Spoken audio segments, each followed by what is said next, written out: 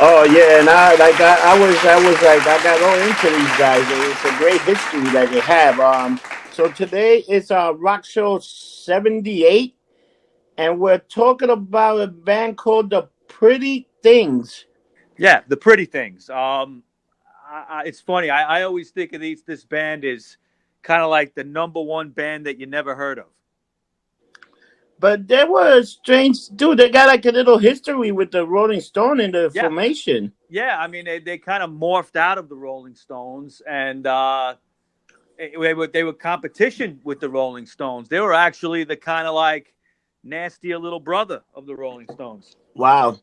But they had a 55-year career, Yeah, and it's crazy. they had a lot of band members, a lot of people in and out of the band, and a lot of great stories. And unfortunately, back in May, we lost the singer Phil May. Okay, he'd been the original singer for all those years, and he passed away from complications. Believe he had a hip replacement. Something happened after the replacement, and he That's had crazy. Dying for a hip replacement. Think about yeah. that shit. He was 75 years old. I'm not sure of the details, but anytime you get surgery, something can happen, right? Yeah, anytime. You know. But all right, so the pretty things. Now, like I said, they got their start kind of in the early Rolling Stones. Before they were called the Rolling Stones in 1962, the band consisting of Mick Jagger, Keith Richards, and Dick Taylor on Yeah. guitar, okay, was a band called Little Boy Blue and the Blue Boys. Now, I think they had like different drummers and stuff. They didn't have a steady drummer, but there was a guy named Brian Jones. But Okay. Mike, were they a band or were like or were they like a high school band or were they actually a No, they were band? in art college, a place called Sidcup Art College. Yeah, and how many people came out of that? That's another thing that was like, holy shit. Yeah, yeah, a whole R&B scene kind of came out of that college. All right, so we're at Brian Jones. So who was this guy, Brian Jones? Well, Brian Jones, from the Rolling Stones. Yeah, of Okay. course. Now, he was trying to put a band together, and he kind of almost took those guys away, and he was going to call them the Rolling Stones. But by Dick Taylor being in the band, it was too many guitar players because Jones played guitar, Keith played guitar, okay, and Dick played guitar. So what he did was he moved over to bass for a little while, okay, but it only lasted about 5 months and it didn't work. I think that he just wanted to leave the band and kind of do his own thing. So he was friends with another Sidcup Art College student named Phil May, and Phil convinced Dick Taylor to start a new band. Now, in this band, Taylor would play guitar, May would sing and play harmonica. They had a guy named John Stax on bass and Brian Pendleton on rhythm guitar. Yeah. They had originally a guy named Pete Kitley on drums, but he would be quickly replaced by a guy named Viv Broughton. Now, there was another Sidcup Art College student named Brian Morrison, and he became their manager, and he would be with them through the entire 1960s. Morrison, in fact, would get them a recording contract very quickly with Fontana Records in early '64. Now, you remember from some of the other British bands we've done that Fontana name came up a lot, like the Trogs, Yeah. right? I believe the Kinks as well. Hey, but Yeah, that same agency also represented Pink Floyd, right? The yeah, Morris's right, right. Well, agency. Morrison was just starting out as a manager at that point, but he Yeah. would put together an agency that eventually would represent the early Pink Floyd, I believe, Yeah. So with Sid Barrett. Yeah, so these guys are in good hand right now, starting the career, right? yeah, yeah. They got signed pretty quickly. The playing R&B like what the early Stones sounded like and stuff. They were very similar to that. I think they were like you know a little sloppier, maybe a little raunchier in the R&B that they Okay. did, but not. I always like when you listen to the Pretty Things and you listen to the early Rolling Stones. Maybe the only thing with the early Rolling Stones is they had some songs that were a little more pop than the Pretty Things ever were, you know. But they were very similar when they started. Now, this guy Viv Broughton, okay, they would have another drum change, and they would get another guy named Viv Prince. So I guess they like drummers named Viv. Yeah. Okay. But now you might wonder how they get their name. The band got their name from the old Willie Dixon song called Pretty Thing, an old song from 1955. Yeah. And that, Dixon was a big influence on them. Bo Diddley was as well, and Jimmy Reed. And, same influences the early Stones had, basically. But they kind of like filtered it out differently, a little bit differently. But now their first three singles went top 40 in the UK. And this would be, the height of their popularity, okay, right here in the beginning. There was a song called Rosalind that got to number 41. Yep. A song called Don't Bring Me Down that got to number 10. And a song called Honey, I Need that got Number to number 13. 13. Right, right. Now, they were known for outrageous shows, okay? There'd be riots. People be rushing the stage. Phil May was a fantastic front man. A lot of energy, jumping up and down. The drummer, Viv Prince, was also very crazy. He was known to leave the drum kit, run around a little bit, and they were like known for outrageous behavior off stage as well. Like Phil May used to say he had the longest hair in the UK, which, back in 62, 63 was a big thing, but they were very popular in the UK, Australia, and New Zealand, Germany, and the Netherlands right off the bat. But they didn't have any popularity in the United States for their whole career. I think it was a matter of timing. There was a lot of bad business decisions, and there was also record label problems that kind of like offset them being popular in the United States. One thing that they did early on is in 65, they would decide to go to New Zealand and Australia because they were, huge down there. And they could have gone to the States at that time, but they chose to do this New Zealand tour. All right. And when they got there was so much outrage and media craziness that New Zealand actually, after them, stopped issuing visas to any bands playing music like them. Wow. So they never went. They went back there again. I'll get into it later. Many, many, many, many years later. But no, R&B British bands were going to be playing New Zealand after the Pretty Things, after what they did. They were just known for craziness early on, And then at this point, they got another band replacement, right? Yeah. By November of 65, there would be another replacement. But let me get into something quick. Okay. They had an album with Fontana just called The Pretty Things. Yeah, that Their was like first the album. first album, right? Right. It came out in March of 65. It's interesting. It was released in the United States, but it was like it took a while to get released here. But it had a different lineup of songs. Okay. For instance, Rosalind was the big hit, but they didn't include it on the UK release. They only put it on the US release. Wow. And I guess because it was never released here as a single, so they could add it on. Okay. There were one or two other differences in the songs as well. So if you have the Fontana original release in America, it has Rosalind, but if you have the UK release, it doesn't. Is that something that happens once in a while? They just change it because. Yeah. If you remember, Fontana did that also for the Trogs. Yeah, they did. They changed it. They actually changed the name of the title of the record. In the United States, it was called Wild Thing because the hit was Wild Thing. And in the UK, I think it was just called the Trogs. Yeah. Something like that. But you mentioned the lineup change. In November of 65, Viv Prince, the drummer, annoyed his bandmates one too many times, and he would be replaced by Skip Allen, who would be with them for a while. By early 66, the band made a short film called Pretty Things on Film. Have you seen this? What was this about? Was it just like them playing live, or it was like a little... I've seen it. It's like a couple of things. It's like a lot of little live footage, and then there's like some, I think, backstage stuff. But then there's also like an early type of promo video, okay, for the song "Can't Stand the Pain," which is one of my favorite You know songs. what? That's like technically what's really the first ever music video in a way.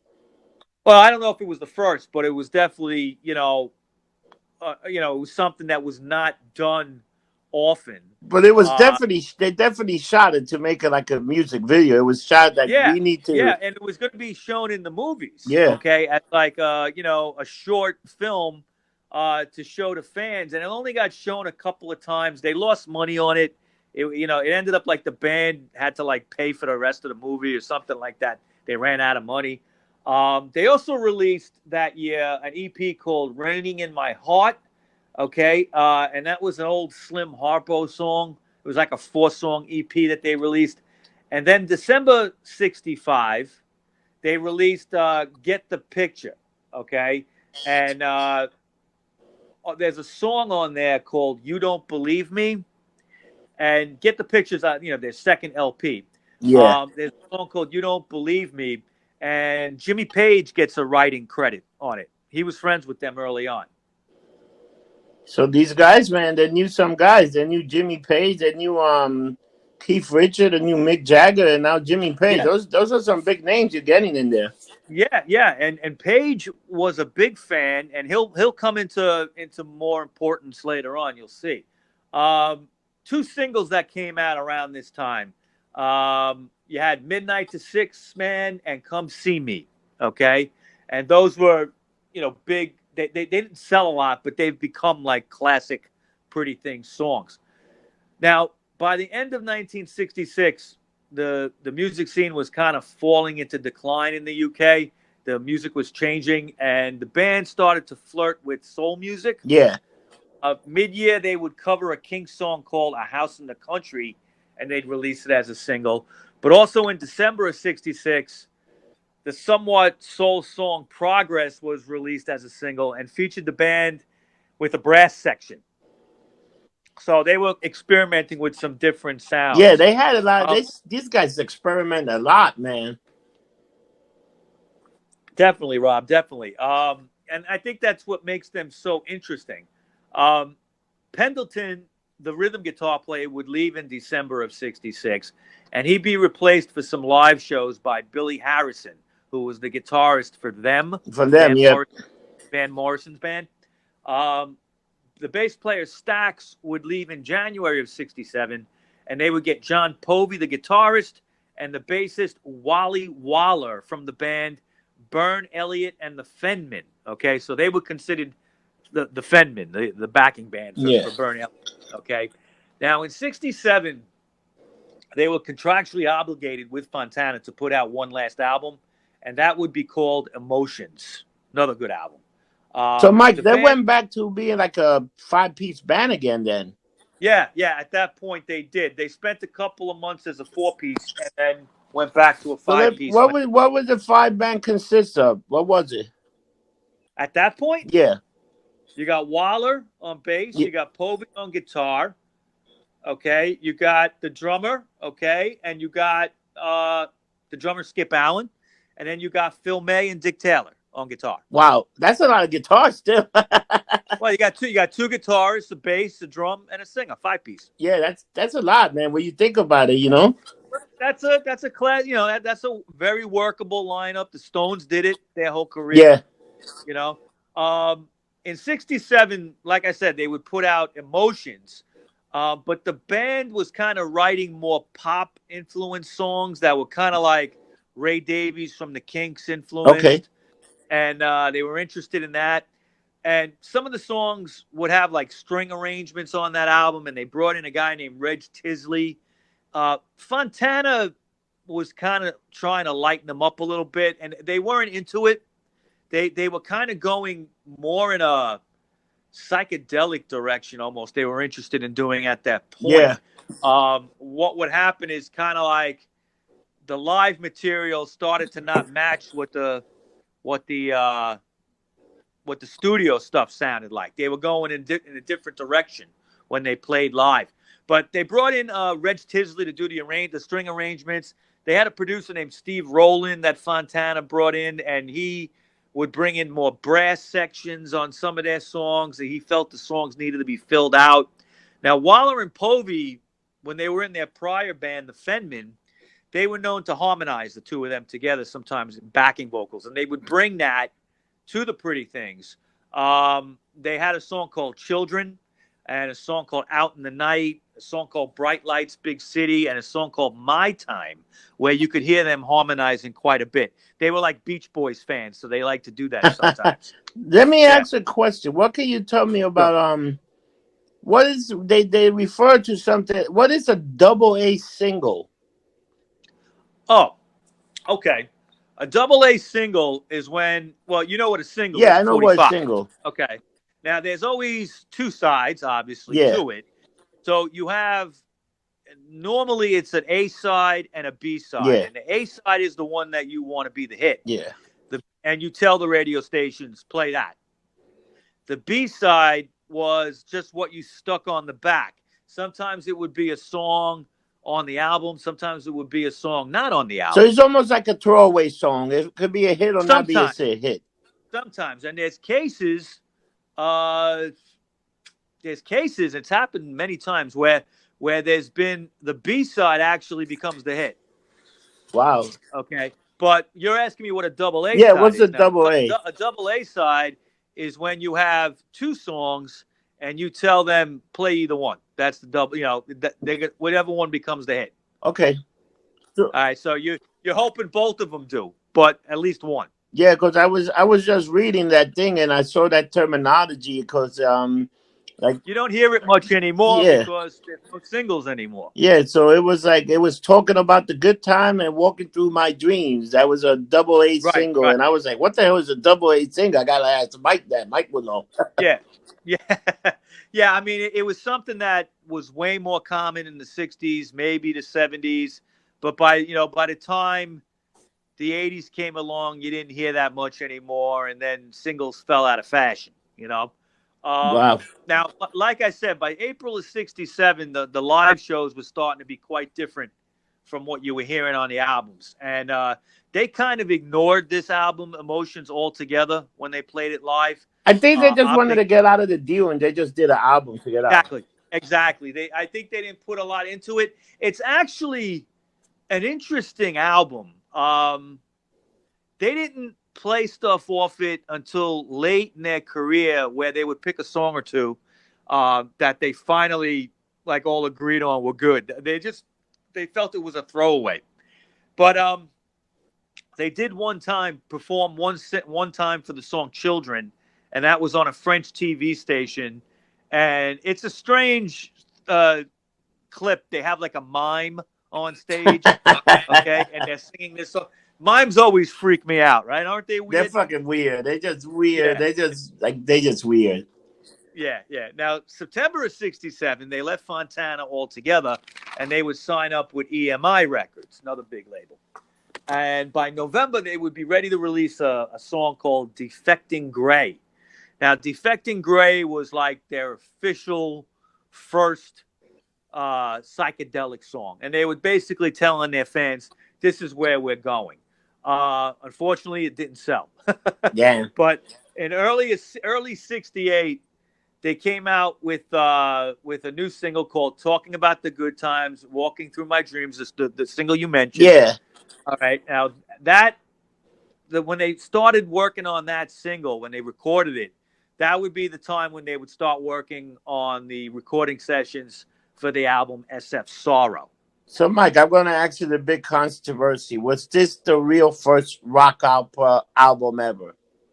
Without a doubt. Was before. Who was saying Tommy? Was Tommy the first Right, one? right. Well, history likes to say that Tommy is the first rock opera because it came out in like May of '69, something like that. Yeah. Okay. It's with no doubt a rock opera, Yeah. Tommy. It's just not the first one. Now, the difference between Tommy and SF Sorrow and other rock operas, and the Who did two classic ones, Quadrophenia and Tommy, is that in Tommy, for instance, you follow the story in the songs. In other words, they're put together in an order and you kind of like follow this Yeah, it's story. like following the All main right, character or whatever. the lyrics Yeah. and everything, and you follow it. The thing with SF Sorrow is the songs do tell a story, but they also had on the liner notes on the record paragraphs kind of explaining what was going on. So you had this like extra little thing here to kind of help you through the story. And I mean, Pete Townsend has always been kind of like funny about this. Like he'll say, "Oh, I didn't even know about that album," and then he'll say, "No, no, Tommy's the first rock opera." Well, no, and I think he still says that to this day. He just doesn't acknowledge it.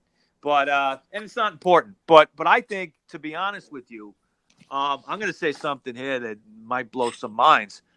Not only do I think SF Sorrow is the first rock opera, it's actually better than Tommy. Wow. Okay. And as a psychedelic album, okay, I think it's better than Sergeant Pepper. Kaboom. Wow. Okay. All right. I love this album. And it's something that it took me a long time to get. Uh, I listened to it a bunch of times over the years.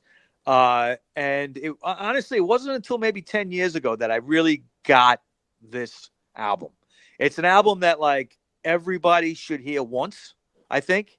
There's just something very real about it. Very, I don't know. It's just a I thought it was touching a pretty album. good album. I heard it for the first time while researching for the show, and I was like, "Whoa, man, this is pretty good." But I didn't realize it was a rock opera until you told me, you know. So I was like, "Wow, man." Yeah, I mean, the idea, I mean, they never called it a rock opera. Okay, but Tommy was always promoted as Yeah, a rock opera. So, in that sense, maybe that's what Pete Townsend's saying is, oh, well, we called it a rock opera. But I think that not only is it a concept album like Tommy is, it's just it's the first one that I know of. Came out 6 months earlier, so you got to give it to him. But it was based on a short story that Phil May wrote, the singer, and it's I won't go into it too much, but it's about the story of a guy named Sebastian F. Sorrow, SF Sorrow, and it follows from his birth through love relationships he had, war, particularly it's World War I, tragedy, crazy madness that he has, and finally like an old age revelation that he has in the final song. And it just tells this great story about this guy, and it's all over the place. It's trippy. You're probably supposed to do a hit of acid you with it, like definitely all got those to things do are. it. you know, but which I've never done. But I think that just listening to it and getting into it, it's an interesting album to get into if you like I concept think if you albums. take a nice mushroom Um, hit, you'll be there. maybe. Now the album would only be performed two times in the band's existence. All right, in 1968 and then on the 30th anniversary in 1998. At the beginning of recording this album, though, Skip Allen, the drummer, would quit the band to marry his girlfriend, and they would get a new drummer named Twink, and he would join for this album. So he was the official drummer on this album. In November of '68, the album would be released 6 months before Tommy. Got to add that in. And it came out. The timing of it, wasn't great because it came out at the same time as the Beatles' White Album and also the Kinks' Village Green Yeah, it Preservation came out with a Society. very his. Okay. Yeah. I mean, think about what in that 6 month period you had the Beatles, the Kinks, the Pretty Things, and the Who come out with classics. I don't think there's ever been a period in rock and roll where you had something like that. Think about that, just in that Yeah, six that's month period. they're all But great albums. When you talk about it, yeah, I holy mean, shit, what yeah, albums that stand the test of time. Now, SF Sorrow, it's something that took many, many years to be Mike, let me appreciated. ask you a But I question. think Let's say it's if this album would have come out maybe like a year after all these albums came out, you think it would have been a commercial hit? you know, well, Oh, you don't probably think not. so? Wow. All right, probably not. they didn't. EMI didn't push Okay. them that much. Okay, they didn't promote them enough. Now they, I'll explain here. They had budget problems Okay. off the bat when they were making this album, and they ended up when it came to the artwork, they had to design their own fucking Wow. artwork, their own album. Now Phil May would make he could draw, so he would make like some artwork for the front cover, and then Dick Taylor had some photographs that he used for the back sleeve. But EMI didn't do anything to promote this album, and it took another 6 months for it to get released in America, and that was a problem. Motown at the time would pick up the album for the American release. Now you say, why Motown? Well, Motown had a subsidiary, a new label they were starting called Rare Earth, and Rare Earth was going to be their label to sign rock bands, and they were one of the first bands signed to that label. There also was a band called Rare Earth, okay, an American band called Rare Earth that was on that label as well. I don't know if you ever heard their version uh, of the Temptation song "Get Go Ready." get ready, cause here we are. Get ready. All right. Yeah, yeah, yeah. Right, but it's like a rock and roll Nah, I version. never heard that. I gotta look into that. Check it out. Very. They were a cool band. Um, but 6 months later they released it. But Tommy by the Who had just come out, and it was being promoted as a rock opera, and no one was interested with SF Sorrow at that point. The Who kind of took all the air out of the room. Um, Also, one of the more famous rock critics, Lester Bangs, at the time in Rolling Stone, he called the album ultra pretentious, and that was like a kiss of death Yeah, that's right like there. fuck. Yeah, yeah, yeah. And I like Lester Bangs. I have a couple of books of his writings, his articles and stuff, and he was one of the best rock critics ever. But he did occasionally get shit wrong, and that was one So, time Mike, when he why do you did. think this Um, band had like early commercial success and then it just went like they never got it again? Like it was like that's it. you know, they got crazy twists and turns in their Yeah. history. Uh, the music changed. They kind of did their. I kind of think that they stuck to their guns and didn't care too much about what the music was like at the time.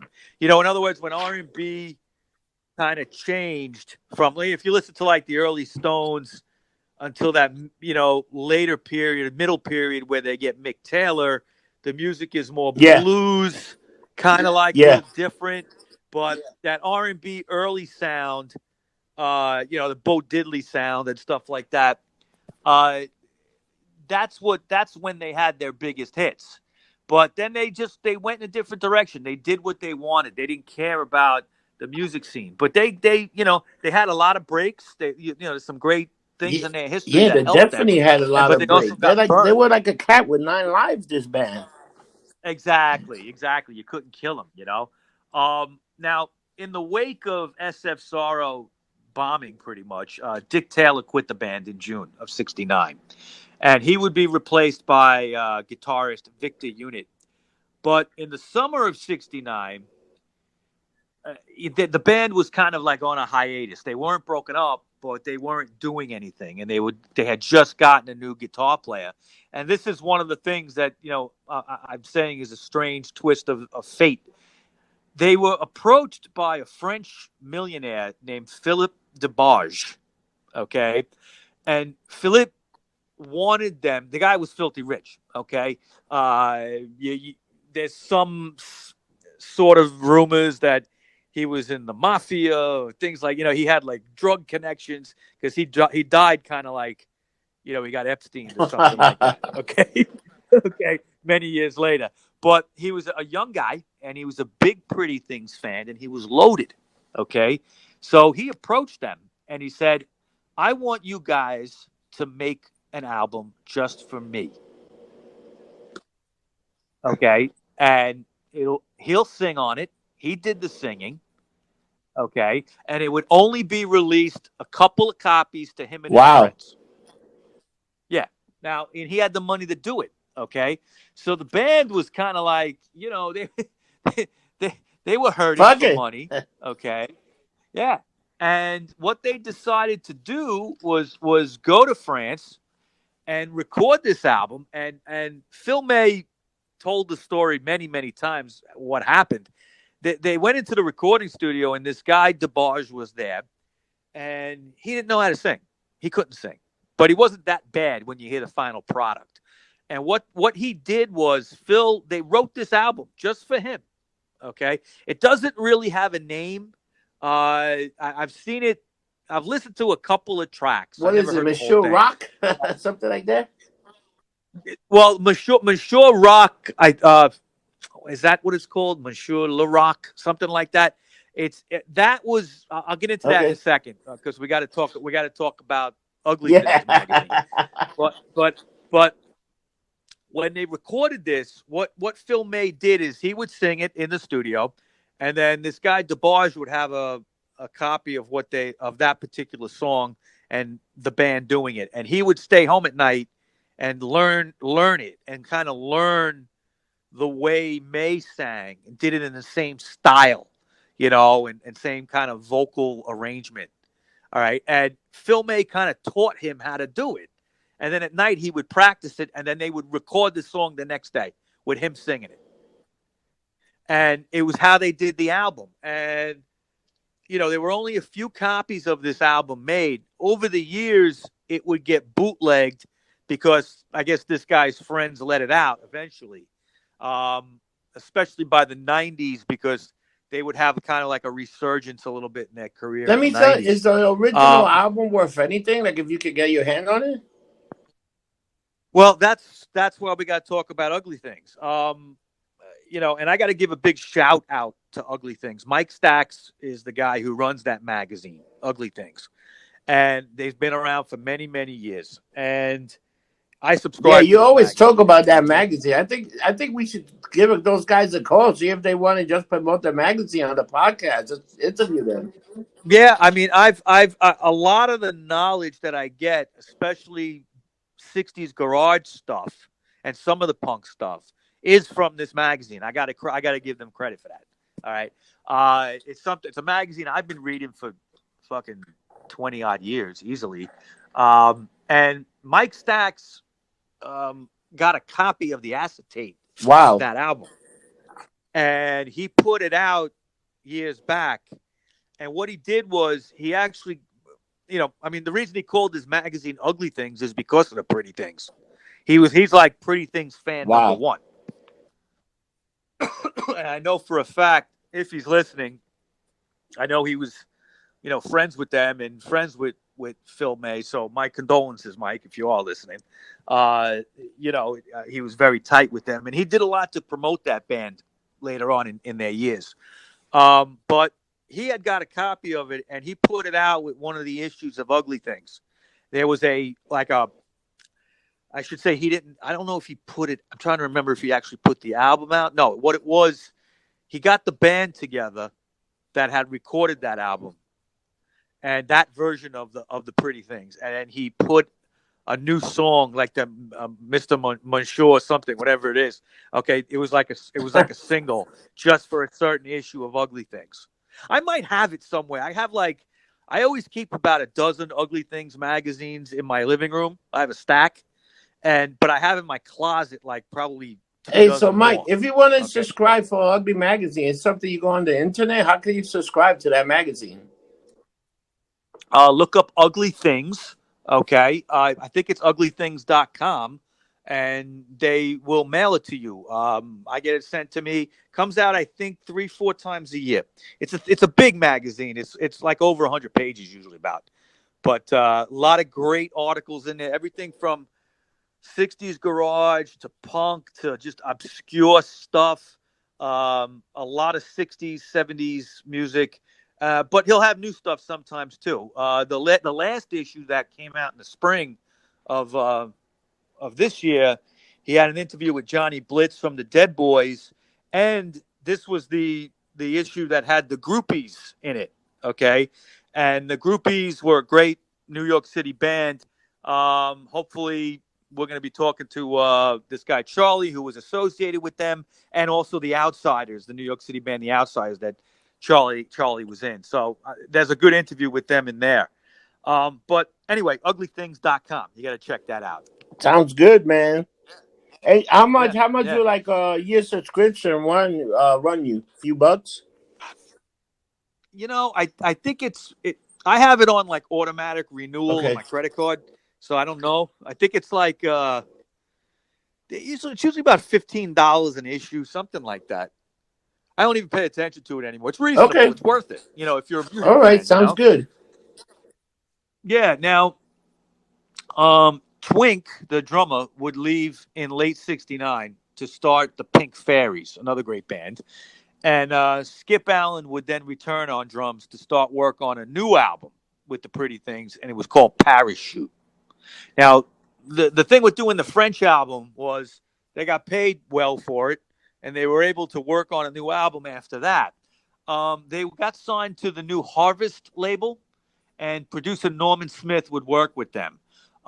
This was their fifth studio album, but the first without Dick Taylor. Dick Taylor was gone. And Dick Taylor was with them since the beginning, right? Right, right. But he would leave. He would leave before they even did Let the me ask French you a album. question. Why would they have so many? Was it just like were they difficult to get along with? Was like Phil made? What was the problem that people came and gone? I Yeah, well, I don't know. I can't. It's just one of these things that I think when you don't have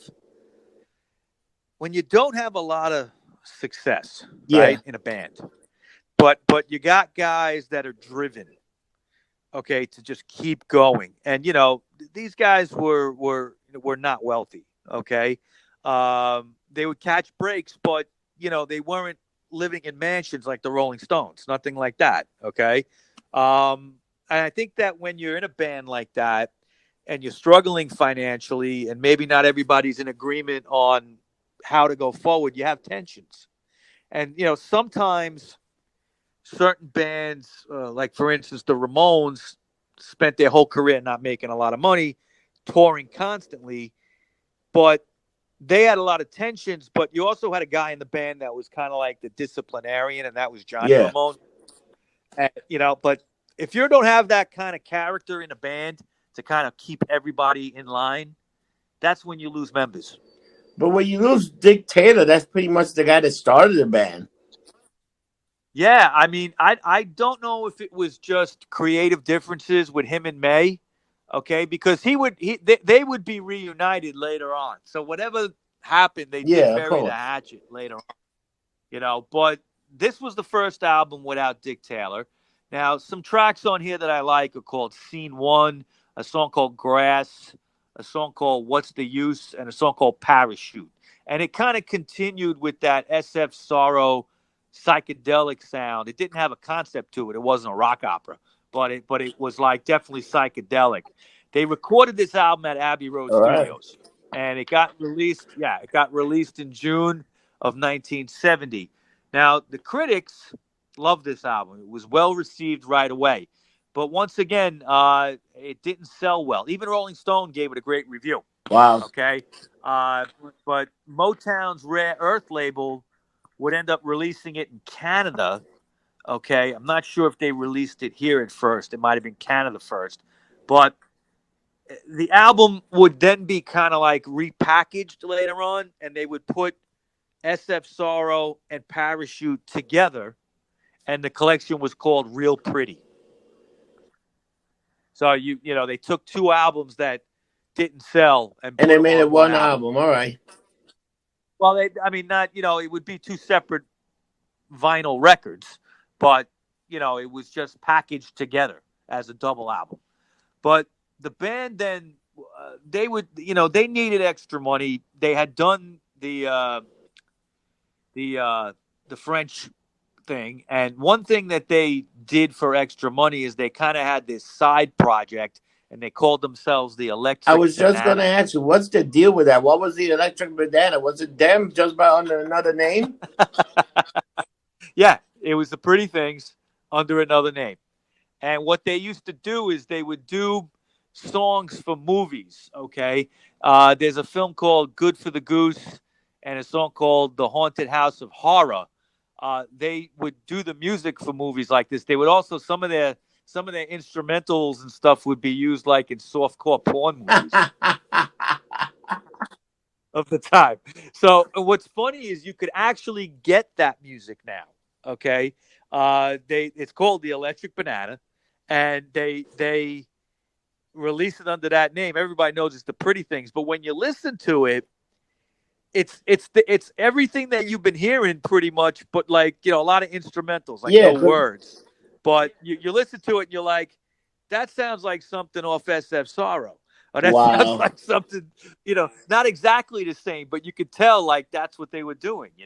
Yeah, because And they have it's more interesting. electric banana, even more electric banana. Hot lips and the return of electric banana. I think there's like four. I think there's about four It's albums or great. something like that. Okay. Yeah. It's interesting. Um, Now, unfortunately, the band would officially break up in mid '71, but they would return later in the year because Wally Waller had become an assistant producer at EMI, and he would be replaced by a guy named Stuart Brooks. They needed to be on a label, and the Pretty Things would sign up with Warner Brothers. But Waller promised to produce the album for them. The thing is, he wasn't, he had left to be a producer at EMI, but they got signed to Warner Brothers. EMI didn't want them anymore. So he had to actually produce that name under a pseudonym, and he used the name Azza Jones, and they would make an album called Freeway Madness, and that got released in December of Okay. '72. Now, this was a different kind of album. They kind of dropped the psychedelic stuff. They was a little more hard rock sounding, but it didn't do well commercially. Again, they had another flop on their hands. Um, but within a few months, they would catch another break, like you say, a cat Yeah. with nine lives, and it turned out that David Bowie was interested in them, and he recorded the song Rosalind and the song Don't Bring Me Down for his Pinups album, which is his So you album got of to think covers about it. That's like a songs. great fucking that's like a great Yeah, tribute to a band that David Bowie's covering your songs. at the Yeah. height of his career, you know. In the same year, they would get a sixth member in the Pretty Things, a guy named Gordon John Edwards, and he was kind of like a jack of all trades. He played guitar, he could sing, and he was mostly used for his keyboards. Okay, so he was an extra guy in the band. So they would have six members at that point. But they were on the rise here again, all right, because they were getting recognition by Bowie. And also, Peter Grant, who was the manager for Led Zeppelin, would take over managing for them, all right? And he signed them to Led Zeppelin's new label called Swan So this Song is almost like Records. a reunion with Jimmy Page. Yeah, I mean, their friendship with Page never ended. They continued being friends. Page was always a fan. In fact, he was always, when it came to them being on his label, like he always said they were great musicians and songwriters. Okay, and he just enjoyed whenever they came out with something, he would want to hear it right away. He was always interested in that band, so he was happy that they were on his label. Now, before starting work on a new album on Swan Song, bassist Stuart Brooks would leave, and his bass lines would be recorded by the guitarist Pete Tolson in the band until they eventually got a new bass player named Jack Green. Jack Green doesn't play on this album, okay? This album was called Silk Torpedo, but he became an official bass player when they had Can I recorded, tell you that I finished love the that recording. title, Silk Torpedo? I in my research, I realized that I only knew maybe two songs on that album, and I never listened to it all the way through. So I listened to it last night because it has kind of a glam rock feel to it on a few songs, which was what the style was at the time in England. Okay, November of '74, glam rock was big. You had Bowie, T Rex was still doing okay. You had Gary Glitter, guys like that, Slade, the Sweet. Okay, so I'm thinking we're going to be doing some shows about these bands. And I'm like, wow, they actually did kind of a glam rock album. So I listened to it all the way Yeah. through last night, And I got to say, it's a pretty damn good album. It would crack the top 100 on Billboard for the first So time in the this is band's like history. almost like a hit for them. It was almost a hit in the United States. And the Billboard, Yeah, remember, is the United States, so it was top.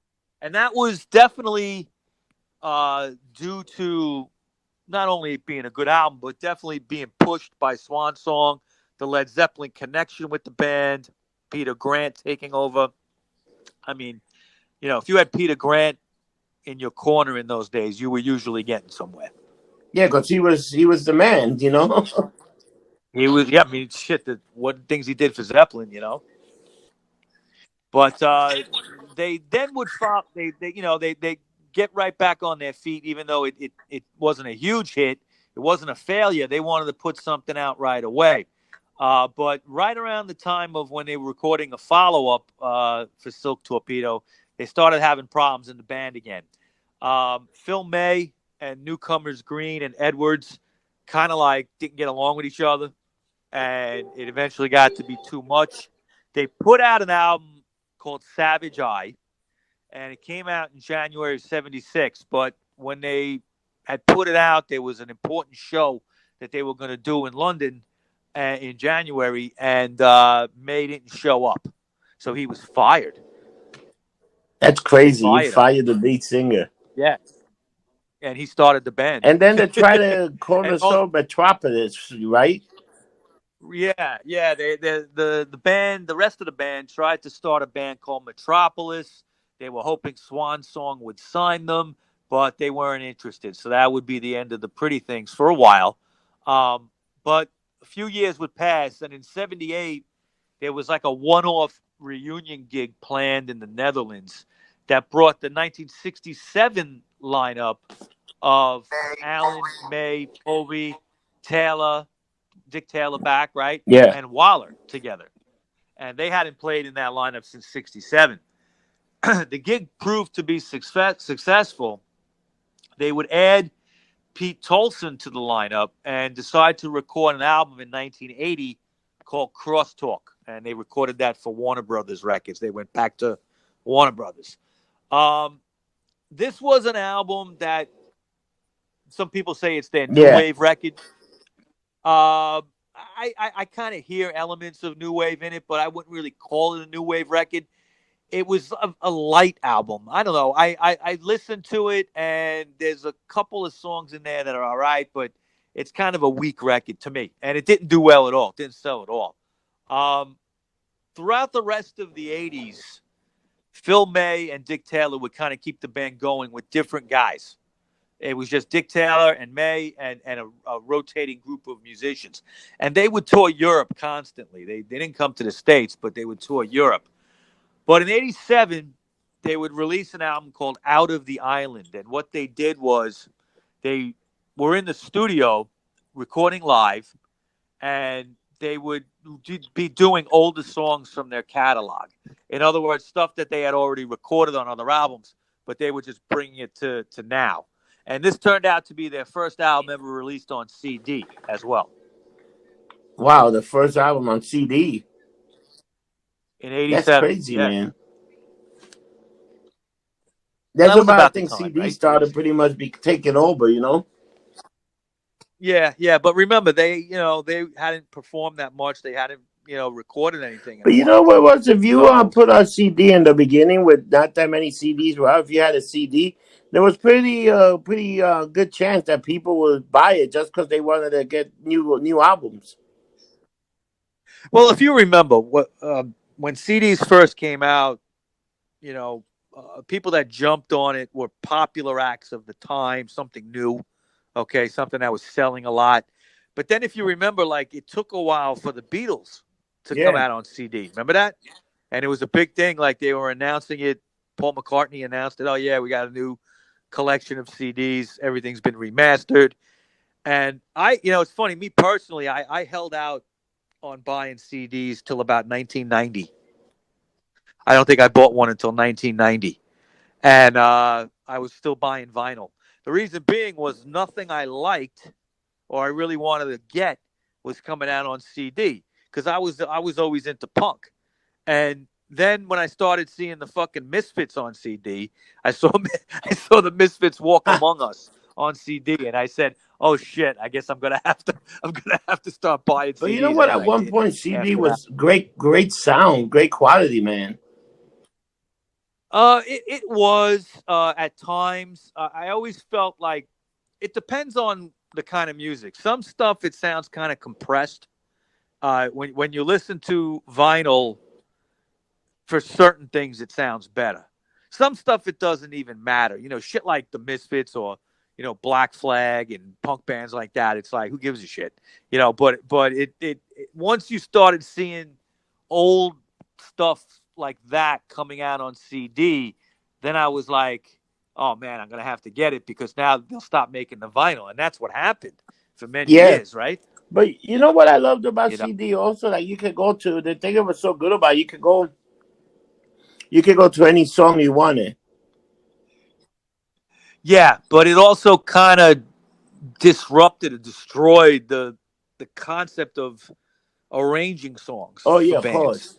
because you used to have a side A and a side B, and sometimes you'd want to side one, side two, or Not side A, side anymore. B. No, now it's like track 1 through 20. But also I think with CDs, and I've noticed this. I started noticing this a lot right before downloading became big, is bands would come out with like 25 songs on a CD because they Yeah, could fit it. Okay. You could fit like an hour and 20 minutes. And I just don't have the fucking attention span to listen to a record that long. yeah, You know what I mean? It's like it just, and a lot of times bands would put stuff out and it was just filler, you know, just to stick it on the CD. But, it's now there's a generation out there. You give them a CD, they don't know yeah. what They it have is, no right? idea. But you know what's funny? They don't know what it did, but they totally know what a vinyl is. How incredible is that? I know. And vinyl's made a big comeback, and even the pretty things, they've jumped on that. I have a vinyl edition of SF Sorrow that was done fantastically, the artwork and everything, and that album had four rounded sides or cut off sides, kind of. It looks almost like a Wow. stop sign. Okay, it was packaged that way. Okay. Um, well, like I said, in '87 they came out with that Out of the Island CD, and through the '90s they would record some music with other famous musicians. There would be two albums with the former Yardbirds Yep. drummer Jim McCarty, and that was called the Pretty Things Yardbird Blues Band. And also in '92, they would record an album called Rock in the Garage with Matthew Fisher of Procol Harum and members of a band called the Yep. Inmates. At around the same time in '92, they would be battling EMI over unpaid royalties, okay, stemming back to the Motown Rare Earth label in '68. The deal, they were supposed to get royalties from everything that the Rare Earth label sold, but they never got them. They Wow. never got paid all those years later. So it was like almost 30 years later, they would settle this, okay? They would get the copyrights, the master tapes of everything they did, and an undisclosed amount of money. Nobody knows exactly what they got in the settlement, but by 1993, they had gotten complete control of their music, and they created a label called Snapper Music, and they started remastering and releasing their material again. This is how I got interested in them. Up until they started re-releasing these things, I only knew, God, if I knew 6 or 7 songs, it was a lot, maybe Wow. 10. Okay. You couldn't find their music. It was long out of print. There was a few new things that they had come out with, but they were like imports or, you catch a song here and there on a radio show in those days. I knew Rosalind. I knew Don't Bring Me Down. I knew that they had a song called, and I forgot to mention it. They had a song in the '60s called LSD. Yeah. Okay, great fucking song. I heard it tonight on the Oh radio. As yeah. a matter of fact, Little Steven, and great fucking song. And they were known on the Nuggets collection. of 60s garage songs. Rosalind, Midnight to Six Man, LSD was on there. Good. Just LSD is like a classic psychedelic song, Yeah, of obviously. course. Um, yeah. Now in '98, for the 30th anniversary of SF Sorrow, on the internet, they did a live show of the whole album from beginning to end. And what they had done in '68 and what they had done in '98 that was the same was they got Arthur Brown. Now he did the paragraph reading from the Wow. albums, like the liner notes. So he would be on stage before they would do certain songs and do these readings. Now, do you know who Arthur Brown I is? do not know. Okay, classic shock rocker. Okay, you ever hear the song called? Well, first of all, his band was called The Crazy World of Arthur Brown, and he was the guy that sang the song Fire. The one that goes in the beginning goes, "I am the god of hellfire, and I bring you Oh, fire." I have You ever heard hear that that? song. Yeah, it's a classic Yeah, song, and he's got like that headdress on his head, that giant thing on his head, and he's like yeah. dancing around like a native. It's crazy stuff. And he did the readings, and then they also brought in David Gilmour from Pink Floyd as a guest musician on this. Now, this was the first time um, they had done the whole album in 30 And pretty years, much they did this and it because they actually finally got the rights and all the shit, right? That's why. right. Well, they was promoting their stuff again, and it was the 30th anniversary. When they did this on the internet, it crashed.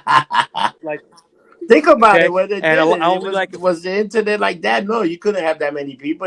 This was probably a smash hit. it was, and only a few people got to see it, but they would release it, I think, on DVD, and people have seen it after that. But this was around the time that they would start a U.S. tour for the first time in decades, and I got to see them at Coney Island High at the Cave Stomp Wow, shows that used to be there.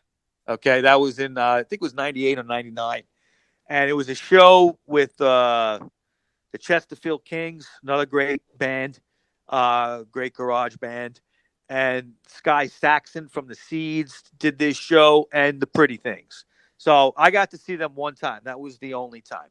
Um, Through the 2000s, the band would be active all the time. They'd be releasing their 10th and 11th studio albums.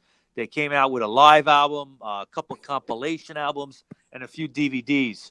They would re-record Parachute in 2010, and they would also do like a reimagining of SF Sorrow called Sorrow's Children, wow. and it was a special recording with a limited edition of 700 vinyl copies, and that's it.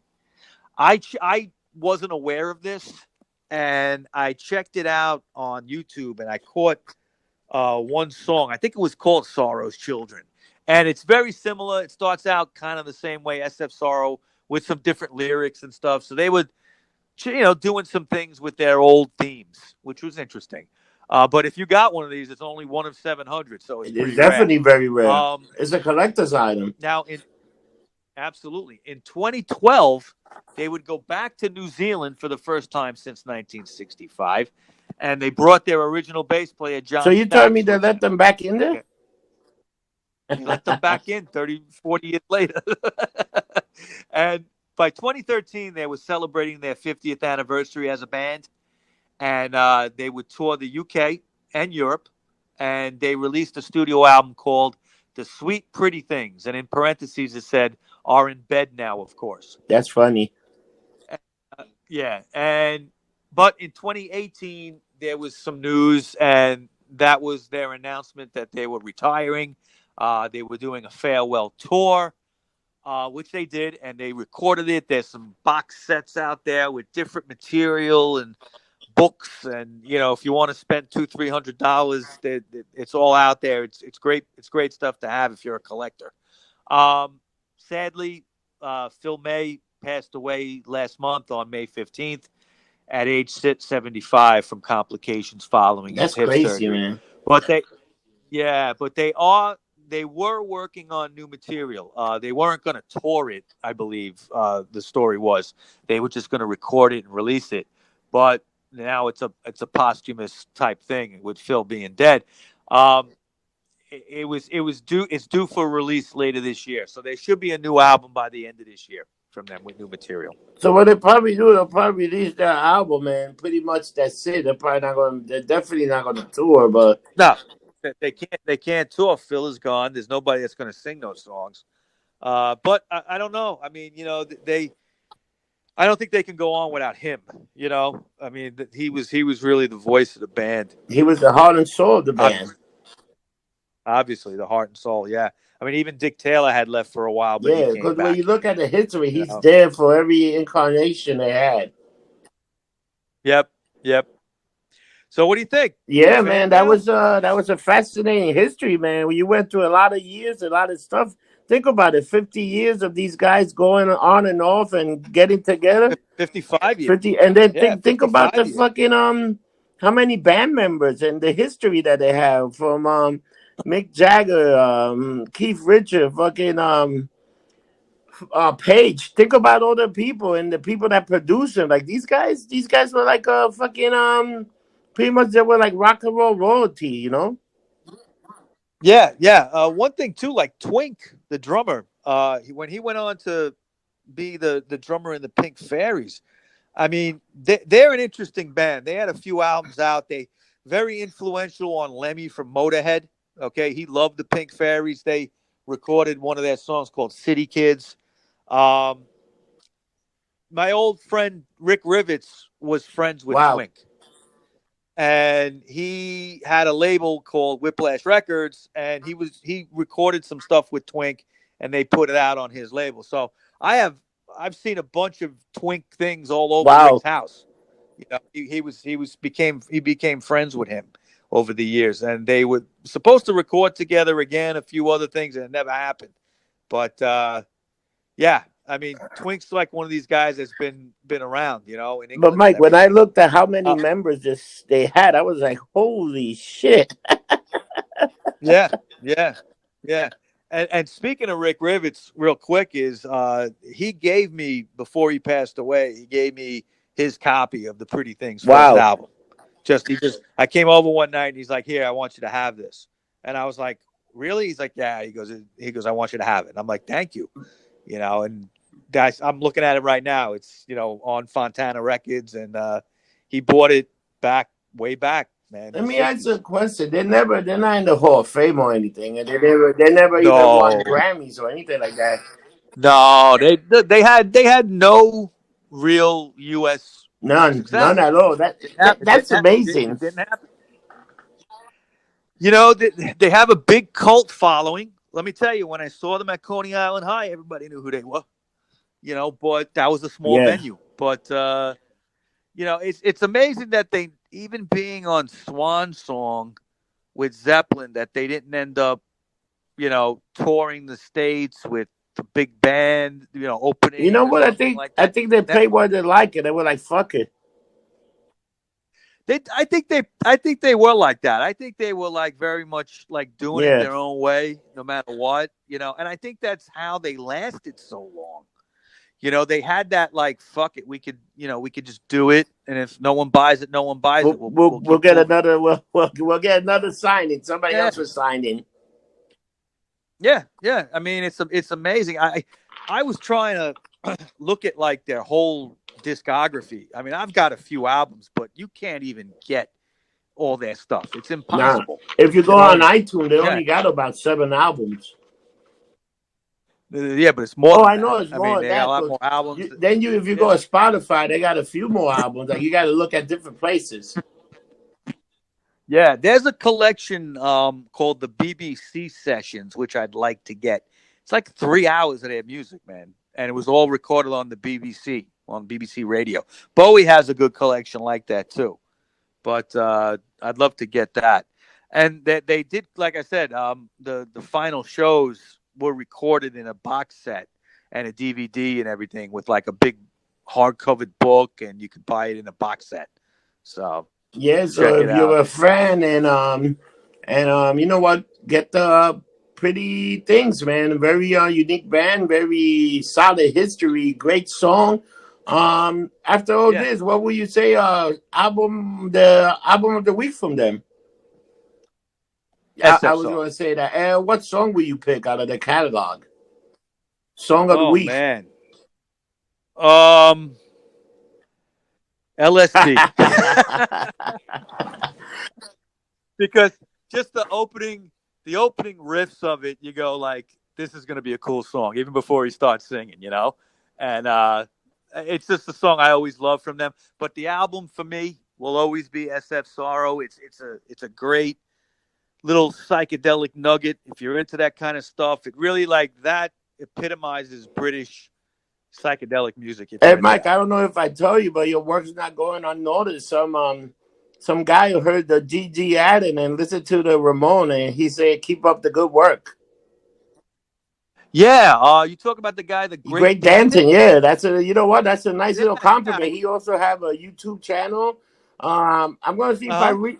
I You checked it did you out. see some of the stuff? Like he had like generation, like the Generation yeah, and all Generation this other X. stuff. So Yeah, I'm gonna see if we reach out to the guy just to see if he want to do the show with us. He'll probably get a few fan, and the two of us could probably, all of us can help each other out, try to get a bigger fan base. You know? yeah, yeah. Definitely a big shout out to him. Thank you for the compliments. And as always, a shout out to Boogie. I Yeah, know he's Boogie Live. listening. If we ever do Menudo, Boogie he'll be the lives. guest. Mikey, if you saw our schedule, we got a lot of work in the next couple of weeks. Oh yeah, definitely, You man, know, definitely. But it's a labor of love for me, man. I love yeah, you doing know it. what? You gotta look at like on the podcast. More and more, we get more and more hits on the podcast each week. You know what? We're getting some compliments. I think we're on the right path. I think we will keep the show going, and it's pretty much two drunk assholes talking about rock and roll and just good music and punk. Yeah, and be nice if we could do Yeah, video it's again soon. I think Hopefully. hopefully by next week we're gonna have to figure something out and maybe we can start doing some video because I think my schedule I'll probably be off Thursday, Friday, Saturday. If you can find a day, we could probably go backyard or international and do it. All right, So sounds let's good. We'll say if work we it out. could do because visually, you know, you always bring the nice looking record albums, or you bring a little bring on the starship by bringing some stuff that you have from the band or just from the history of the band or a book, you know. Yeah, I mean, I try to make it Yeah. interesting. Plus the girls want to see two hot guys. Come on, I think that's when come they on. turn off Look at these assholes. They just leave. They just They listen listen to to the the show. They show. don't watch it. No, so yeah, so I just did a different format. I just been putting trying to get pictures of the band, and it seemed to see people. Some people seem to like it, you know. Yeah, yeah, that's done well with the YouTube. You've done Yeah, and great with that, I Rob. just spent like a few hours just looking at pictures and pictures. Like it's tedious, but once now I got it down to pretty much. I just put the thing, and then I just look for pictures, and you know, as working together. I think I do the old Ken Yeah. Burns kind of thing. You're a lumped up Ken Burns. Yeah. So Mike, so we're off, and hopefully everything be good. People be safe. Stay out of problem. I know we live into weird time, and pretty soon will you guys be seeing us in video, and we got a lot of more shows coming up, man. Like we got some more making of albums. We got the Doors, and we also got like in September we got Revolver, right? Yeah, the two makings of will be the Doors' first album, and then the making of the Beatles' Revolver in September. But we got a great glam show coming up. We're doing something on Sweet, something on Slade in September. Gary Glitter, I think, is Yeah. doing. That should be interesting. And it's just great. And I want to thank everybody out there for listening. Yeah, and we also if we're working some other stuff. Pretty soon we'll have some nice interview from people that people you guys are gonna be like, holy shit, where the hell did you guys get this from? This from? Oh, we're digging up Yeah, some and people. our next Everybody show, learn remember, something. is gonna be Captain Beefheart. It should be a very good show, and that'll be episode Yep. 79, and then the making of the door is gonna be episode 80. So that should be a big episode. Wow. Wow. And 100 is 100 coming. 100 after is coming. that, we're like 20 more away from 100, man. and that's when we do the big Wow. party. You know what I mean? Good. We should. Hopefully by then the bars are open. We can have a drink like a gentleman in a bar. Like, I think so. I think so. I think it'll be all long right. before that. So to All everybody right. out there in the interspace world, remember, don't get drunk, get lumped up. Get lumped We'll up.